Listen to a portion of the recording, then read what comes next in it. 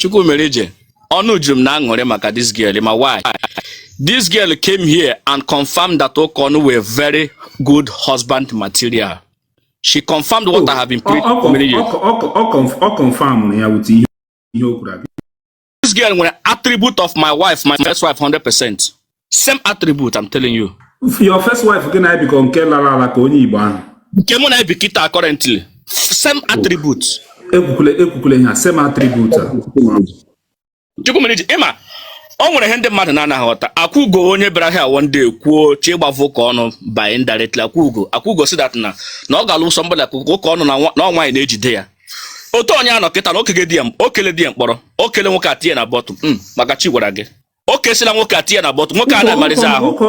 Nwaanyị ọ na-eji agba na pattern ke nwoke without agwọ ha ọgwụ. Nwaanyị ọ na-eji agwa ọma ke nwoke. Ọ dị possible. Ekego m eso na ndị ekere. Esom na nwunye m ekechigo mbọtọ m okele m tim na bọtụ esom na ndị ekere eke nwaanyị na-ewere karata otu a kechie nwoke tii na bọtụ ọ dị possible. M sị gị mụ example esom example ụka ọ n'ike gwọns na ndị ekere wee wọtọ ife a adị m emarịza nwaanyị na kontrol nwunye m na kontrol m ife a Chukwumerijem ime na ụmụ nwaanyị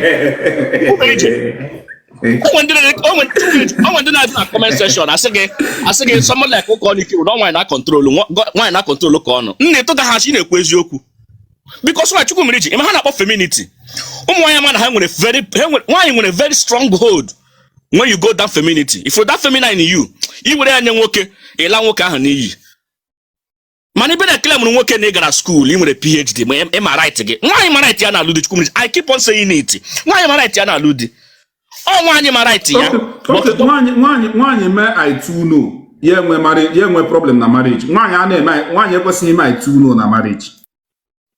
Chukwumerijem ebe na marriage nwoke wee kwụsị agwụ and nwoke afọ that na you came down to die of femininity nwoke nwe dị ho ga-emedi gị self if nwoke asef ekwu ga-atụ ọkụ esef ịgbakwu n'iro self onye ihụrụ na nwere ike di ya ma echi tukwa Chukwumerijem gwara gị if self o nwere nwaanyị ga-achị nri cheta nwunye gị self ama ada gị egwugule ihe a enwere nwaanyị ga ụkọ ndapụsi ikpetụrụ na ihe a na-ekwu so enwere ụmụ nwoke wụ na ha ga-echi itu nwunye ha ihe nwunye ha bujuru ha afọ. Chukwumerijem o nwere nwaanyị ga-ebute ote ịchọ ka ịra nwaanyị a kịta icheta nwunye gị self na asị nwunye ga Chukwumerijem ka ngwazi ụmụ ha na-akpọ ma na-akpọ integrity and character. Character is what you do in the absence of people. Let me repeat it. Character and integrity is what you do in the absence of people. Ọ bụrụ ihe ndị mmadụ na-afụ anya. That is what is character and integrity Chukwumerijem. Ihe ahụ ị ga-eme na nwe onye nọ dị ya imeghe ya ihe ọjọọ ahụ ị ga-eme na nwe ndị ga-anụ ya. In our Chukwumerijem, that is life. Mana ị na-agwa m na-akọrọ m nwaanyị that I'm an advocate of them because I don't make ha si like ya ọ ha ka ji kpọkọ na-ekwu ogbo na-asị because why abịa preach were gị Chukwumerijem imota nnọkịta m gwara gị sị m ụkọ n'ike gwa na m agba n'iro I said it openly ụta nnọkịta na nwere nwaanyị gasị n'ụkọ na cheka m na gị nwunye m juru m afọ first wife m the only thing nwunye m ga-eme m nkịta na awụ sị m that na Chukwu agọzikwulu ka ọnụ because ọ mara ọgọzi m ga-alụ nwaanyị ọzọ ndọ ya na-akpọta ya ọkụkọ nwanne m nwoke ngwụrọ na ọkụkọ onye ngwụrọ na onye ahụ na bọtụ be m onye ahụ na bọtụ Chukwumerijem nwanne akwụkwọ m onye ihu awụ m nwanne onye ike duru ọ kọọla ya ngwụrụ legodi love ọkụkọ onye ngwụrọ onye ahụ na bọtụ nwanne hapụrụ m n'ime bọtụlụ m nọ biko ebe akpọpụtakwara m na bọtụlụ a ndị ike akụghị na ọ mabụrụ onwe na nje ọ sịrị hapụ ya n'ime bọtụlụ onye akpọpụtakwara m na bọtụlụ ahụ ara agbala ndị narcissist na ndị toxic feminist ara agbala ha na nke Chukwumerijem a gwara m gị sị gị dat na ịma Chukwumerijem I remember oge m nara Nigeria ọ nwa sị ka masị abụọ chete nna nyegodi 1 minute ka m kwuo okwu ihe awụ ihe m chere ị na-ahụ biko today one of the best delightful program m na-eme ọwụ na maybe ihe kwuru buru uru bet all them happy now the young couples like this, whether young, whether old, hand roll together, now smile, they happy, or on any joy. I'm sorry for the marriage. Here. My prayer will again what it genuine. It will want it genuine. No, na this platform. My prayer will again what it for the genuine. Or one day loan the church or one day choka for japa. Emra na ewu nwaanyị Igbo nọ na live stream na FYP otu our sister ji dị happy di ya na confess na atụgo ya chain, otu a ka di nke gị ga-eji confess ọ na ịtụgo ya chain wute agwa ọma ọwụkwa wute agwa ọjọọ. Type amen. This year and next year we never pass you by. Ị ga-enweta ịwụrụ nwaanyị Igbo, Chineke nna kere eluigwe ka ala ga-enye gị your heart desire. Onye ị ga-ala obiọma akpa gị. Ụka ọnụ continue. Chukwumerijem, and that thing also told me that this girl was an attribute of my wife. Also my husband, my Lord and personal Savior. He might have been saying this thing here before. Nwunye m na-akpọ my Lord. Nwunye m na-akpọ m ahụmụka ọnụ. What am I trying to say, Chukwumerijem? Ụmụ nwaanyị, ọ na-asị gị Chukwumerijem, m na-asị gị na ụmụ nwaanyị ga-eme ntị kịta, let me bust your bubbles. Ma nna gwu that na nwaanyị gara oke school abụghị that na nwaanyị gara school dị njọ. Ọ bụ na majority of them na-ewere the westernized education bịa na-eme amplify our own culture. That is where the problem is, because education amplifies the original brain ị nwere. Ọ ya mere ndị gara UK pụtazi ha chọọ ịkọpị ndị ọchịchị efu onwe ebe isi wee bịa, and iwe ọcha story dị nwa ya kwuru here kịta. The only thing mere m kpara m ka asịla afla m third wife ọzọ mgbe o kwụsị n'ọlụla dị sọkwa ọkụkọ chi ụmụ ịghọtago mgba ka m ji change way mind, because I for propose na m gwara gị Chukwumerijem, to be honest, I for propose, but the reality ga-aghọta Chukwumerijem na tụna ụmụ nwaanyị ga-ene m ntị. Onye ọbụla ma mpa gị, ọ bụrụgodị na mpa gị ma mma gị ma society ma gọọmenti, anybody ọbụla gwara gị that na what a man can do, a woman can do it, onye a wee enemy gị. Women, listen to me. Onye ọbụla na-akụzi gị what a man can do, a woman can do it, that is your enemy. Onye awụrụ your friend, delete ya, block ya na relationship gị ahụ. If onye na-agwa gị that statement, delete, block, annihilate, forget, move on. Onye are your enemy, because why? O nwere ihe na ndị Chukwumerijem, ndị Igbo ka anyị na-asụ, ndị Igbo anyị si that asị nwaanyị mụrụ obi di ya ọ dịka oji ọgwụ wee jide ya. Ndị ụmụ nwaanyị Igbo na-echefu that part. Ọ ya ka onye a mere ha eketa, which happens to be one of those people, Chukwumerijem. Because why Chukwumerijem? Ile ma mụ ana ekwute ọnụ. Di ya wee young man, a very young man, ha abụọ no fitiri onwe ha gbam. Wow. Chukwumerijem, let me say something. I must envy ndị Keduru. I'm going to my best friend onye Keduru. My best friend. Ụmụ nwoke Keduru wụdachi. I must say that. So, what am I trying to say? You learn how to. Let me use this English. A wife material is a woman that knows her rights, but never wants to pursue her rights. You know your right, but you choose to ignore it. That is a wife material. A wife material, I repeat, a wife material is a woman that knows her right but ignores her rights. When you ignore your right in a home, your husband will give you that right back. I repeat, when you ignore your right as a woman in a man's house, whenever you ignore your right, your husband will take that right, amplify it, multiply it by billions and give it back to you. But even if you want to claim your right, that house, you are liable to divorce. In fact, your divorce is supposed to happen 10 years ago, or it will start tomorrow. I made a video that say if you are not divorced, it's either you are going to divorce now or you divorce tomorrow. I made a video like that. It is either you divorce now or you divorce tomorrow. Because why? No man, not even your father, not even me, not even Chukwumerijem or Ikebolo, or men don't matter that knows their rights. Because a woman that knows her right will definitely not be a good wife. Not be a good wife. When we see a good marriage, we know. That is the reality, Chukwumerijem. Man, in a column why that now, I still remain the best advocate of you guys. Man, I make language you like. Because why? I don't make because Nam teach me. Nam say how to keep a woman, tell a woman that in honor to her no. Because nature has made women that women love what they hear. That is what the nature of a woman. Now, if you want to get a good wife, tell a woman why not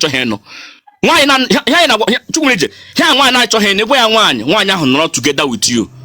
You have won the lottery. Man, why you gonna marriage if you don't do that thing?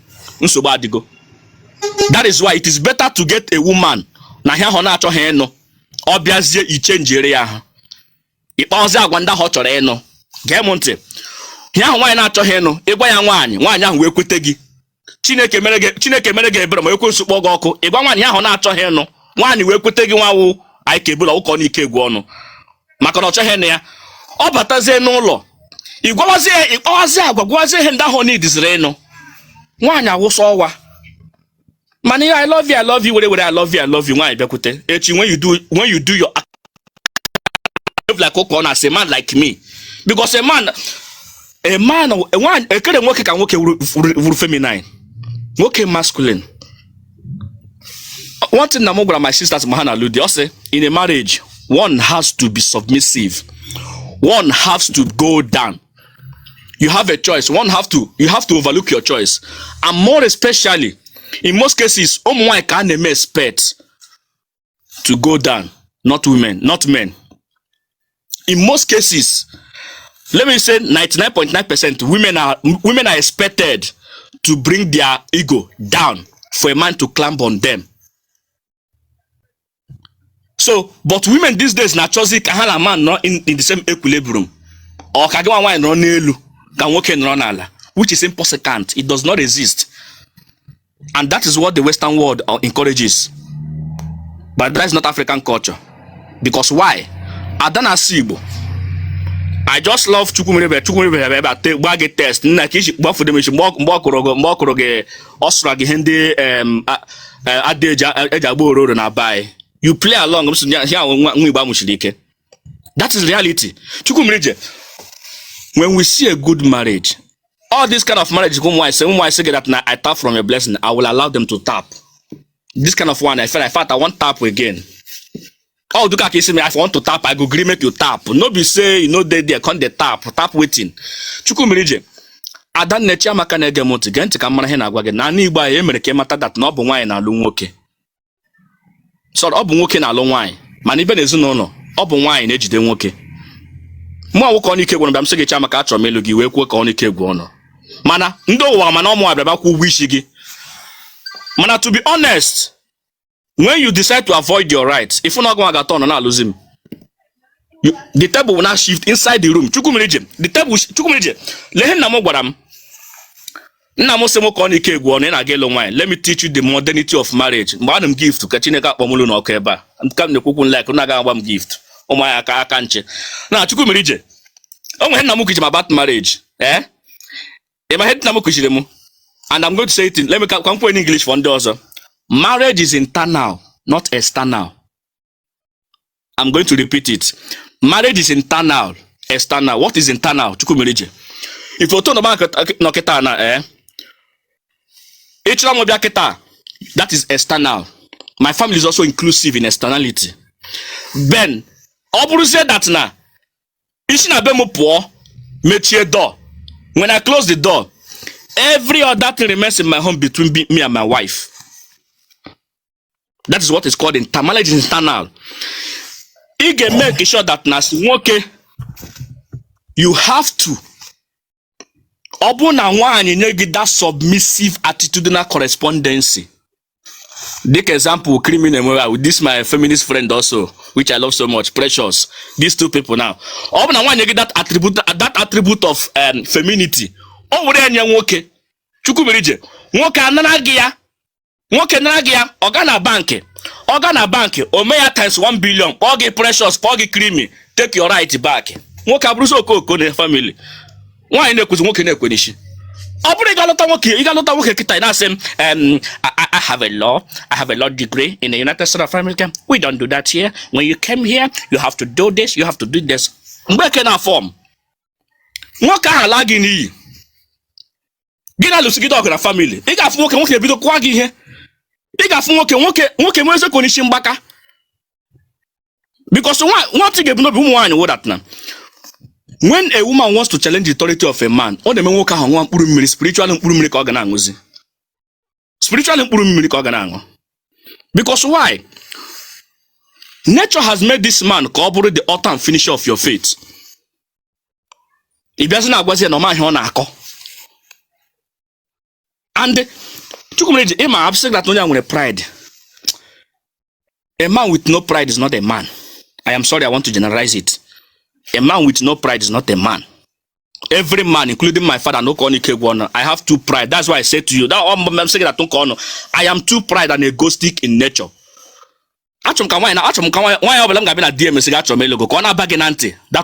I have this pride and egoistic. That's why I portray it.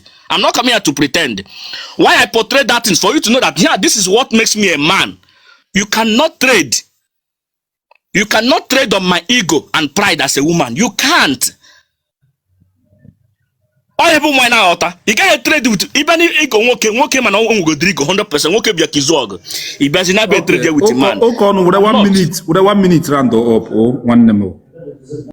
What I'm trying to say in the fact is this. Unu ga alter that na.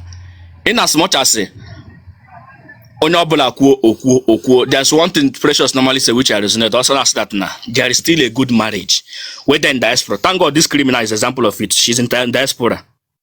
That's a typical example. Precious was not even here when she started. That's a typical example because there's always a good marriage. Mana Tom, mana Harik, mana Obodo Ibo, mana Bai. The fact is this. One, you have to matter that na. Nwoke bu Chukwu na afụ anya. Nwoke bu Lord and personal savior. Now why am I right ya? Anahaludi. My name is Chukwumerijem Igbo. I'm the only man. Women don't like the way I speak, but all of them love me. Ile manya mu abu nwampi, mkpi na agbara ọrụ, ofu nwa ya na-ezuru m. Akụ dị n'obi, ife dị mmadụ aka ebe ọ na-adị. Nwata na yezo na consider. Aka na-enye son name. Aka na-atụba ime nke izizi na ala Igbo. Udu akọ mmiri, ife dị mmadụ aka ebe ọ na-adị. By nature, abụgodi m odogwu, and amara m mma nwoke. Nwaanyị ọbụla m chụrụ ga-ekwe. Because nwaanyị ọbụla lụzuru ihe dị mma. Mụ abụ igu ewu na-eso. So mụ abụ nwaanyị, mụ abụ nwoke nwaanyị na-eso aga. So mụ abụ igu nwaanyị na-eso. And I mute my mic.